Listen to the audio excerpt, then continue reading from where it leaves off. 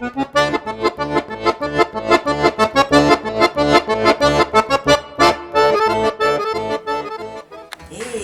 dan svima!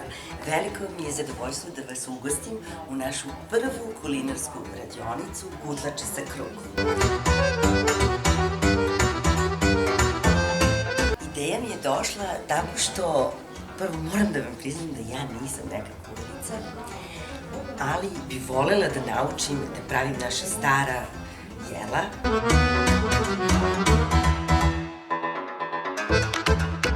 Nažalost, nemam od koga sad to da naučim, od bake, mame i tako dalje, pa sam htela da pozovem u pomoć prijatelje koji znaju lepo da kuvaju, kako bi nam svima nama pokazali njihove skrivene, divne, starinske recepte.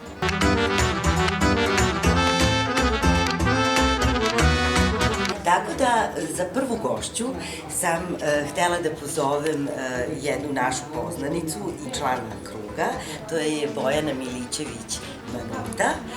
Ona će imati, znači, ceo jedan meni koji ćemo podeliti sa vama.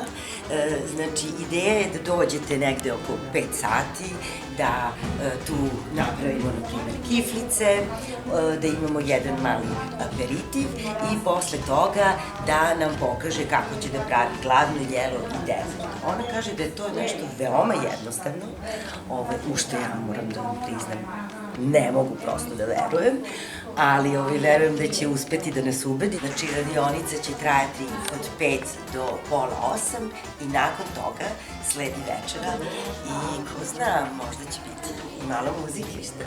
U to ime, vidimo se, prijetno!